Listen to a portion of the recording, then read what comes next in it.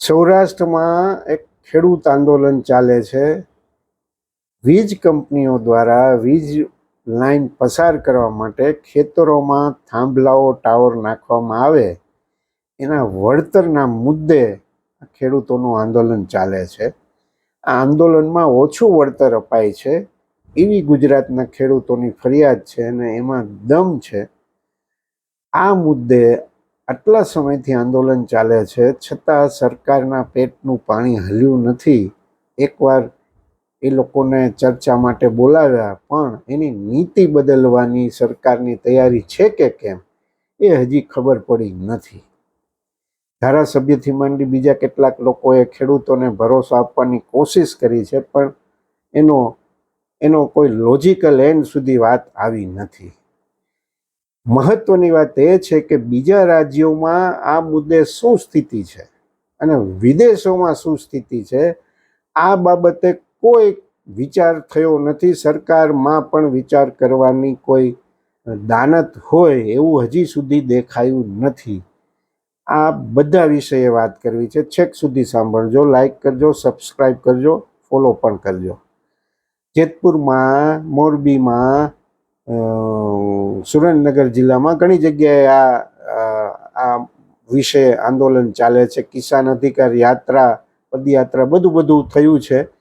ખેડૂતોની મુખ્ય નારાજગી એ છે કે ખાનગી અને સરકારી વીજ કંપનીઓ તેમની મંજૂરી વિના કે યોગ્ય વળતર આપ્યા વિના ખેતરોમાં થાંભલા કે ટાવર ઊભા કરી દે છે અને એનાથી કાયમી ખેતીલાયક, કિંમતી ખેતીલાયક જમીન છે એ બગડે છે. હવે આ કંપનીઓ કરે છે શું? સૌથી મહત્વનો સવાલ એ છે. ભારત સરકારના ઉર્જા મંત્રાલયની 2015ની ગાઈડલાઈન મુજબ મોટે ભાગે વળતર ચૂકવાય છે, જેમાં જમીન માલિકી હક છે ખેડૂત પાસે રહે. જમીન સંપાદન આમાં થતું નથી, પરંતુ જમીનના વપરાશના બદલામાં રાઇટ ઓફ વે હેઠળ વન ટાઈમ વળતર મળે છે. ટાવરના પાયાનું વળતર કેવી રીતે મળે? તો કે જ્યાં ટાવરના 4 પાયા ખૂંપવાના હોય તેટલી જગ્યાની જમીનના કિંમતના જંત્રી કે કલેક્ટર નક્કી કરે તે ભાવ એના 85% વન ટાઈમ વળતર તરીકે અપાઈ જાય છે. પછી જિંદગીભર ખેડૂતને કાંઈ મળતું નથી.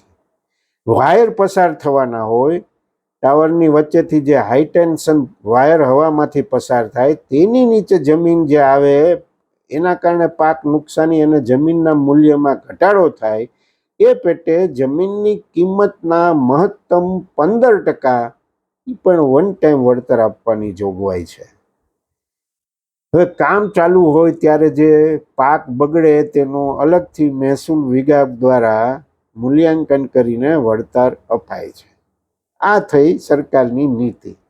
હવે ખેડૂતની માગણી શું છે? ખેડૂતોનું કહેવું એમ છે કે સરકાર જંત્રીના દર બજાર ભાવ કરતાં ઓછા છે. એ તો બધાને ખબર છે. એટલે વન ટાઈમ વળતર બહુ નજીવું મળે છે અને એટલે આ ખેડૂત સંગઠનની માંગ છે કે 2013ના જમીન સંપાદનના કાયદા મુજબ બજાર ભાવ કરતાં 4 ગણું વળતર ચૂકવવામાં આવે, અથવા વન ટાઈમ સેટલમેન્ટ જોઈતું હોય તો પોલ દીઠ ₹2 કરોડ આપવામાં આવે, અથવા ખેતરમાં જ્યાં સુધી પોલ ઊભો રહે ત્યાં સુધી દર મહિને પોલ દીઠ ₹50,000નું માસિક ભાડું મળે. આવી માગણી છે. વીજ કંપનીઓને સ્વીકાર્ય નથી. રાજ્ય સરકારે પણ આ વિશે કોઈ ટિપ્પણીઓ કરી નથી. હવે સમજી લેવાની એ જરૂર છે કે અન્ય રાજ્યોમાં સ્થિતિ શું છે. તમે મહારાષ્ટ્રનો દાખલો લો તો ત્યાં ખેડૂતોના ઉગ્ર વિરોધ બાદ સરકારે નીતિમાં સુધારો કર્યો. મહારાષ્ટ્રમાં ઉચ્ચ ક્ષમતા ધરાવતી લાઈનો જેમ કે 765 kV કે 400 kV માટે ફિક્સ જંત્રીને બદલે રેડી રેકનર બજાર ભાવની નજીકનો દર, આ સમજી લેજો, ના 25% સુધીનું કોરિડોર વળતર અને ટાવર બેઝ માટે 100% સુધીના વળતર આપવાના કિસ્સા બન્યા છે. ઓલરેડી ચૂકવાણું છે વળતર.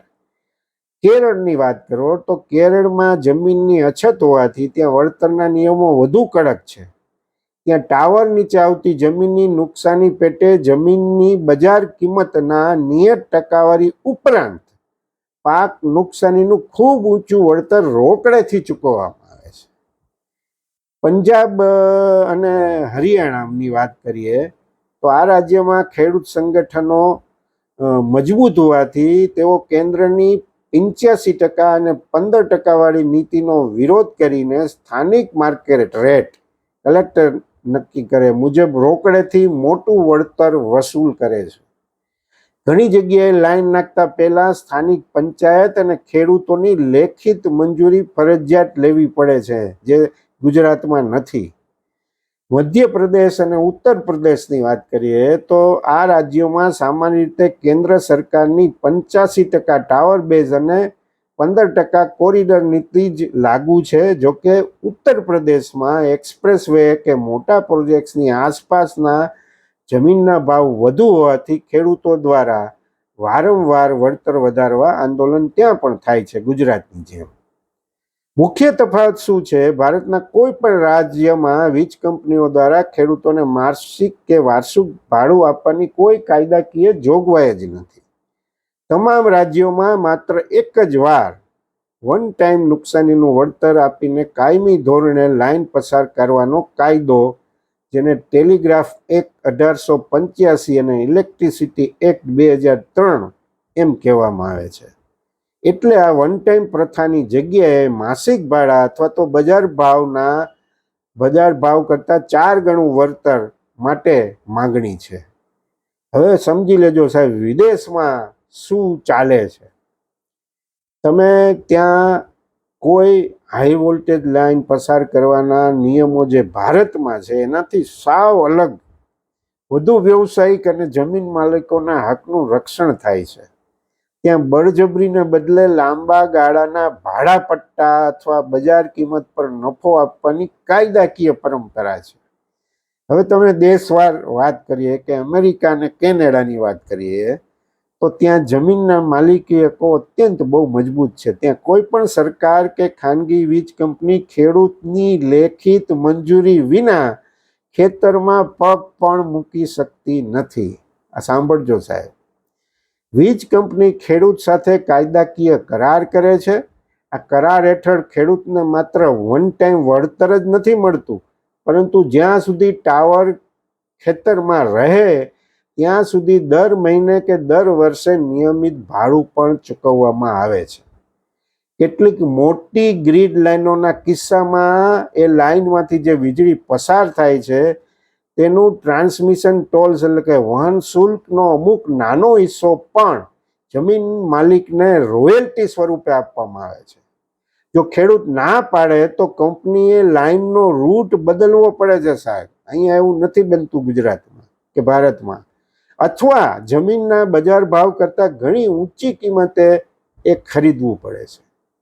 European union, UK, Germany, France, ત્યાં અંડરગ્રાઉન્ડ જો કેબલિંગ થાય તો જર્મની અને ફ્રાન્સ જેવા દેશોમાં હવે નવી હાઈ વોલ્ટેજ લાઈનો ખેતરોમાં ટાવર ઊભા કરવાની બદલે જમીનની અંદર નાખવાનો આગ્રહ રાખવામાં આવે છે. આનાથી ખેડૂત ઉપરની જમીન પર સામાન્ય ખેતી કરી શકે છે, જ્યારે અહીંયા ગુજરાત કે ભારતની છે એ મુશ્કેલી પડે છે. મુશ્કેલી શું પડે છે એની પણ આપણે વાત કરવી છે.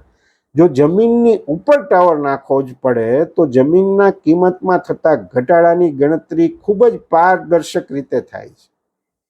બ્રિટનમાં નેશનલ ગ્રીડ ખેડૂતોને પાક નુકસાની ઉપરાંત ટાવરના કારણે ટ્રેક્ટર ફેરવવામાં થતી મુશ્કેલીઓનું પણ વાર્ષિક વળતર ચૂકવે છે.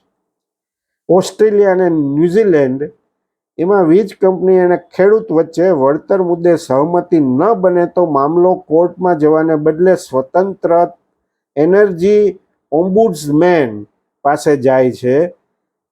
ઓસ્ટ્રેલિયાના ન્યૂ સાઉથ વેલ્સ જેવા રાજ્યોમાં તાજેતરમાં તો એવો નિયમ બનાવવામાં આવ્યો છે કે હાઈ વોલ્ટેજ લાઈન પસાર કરવા બદલ ખેડૂતને દર કિલોમીટર દીઠ વાર્ષિક આશરે $20,000 આગામી 20 વર્ષ સુધી ચૂકવવામાં આવશે.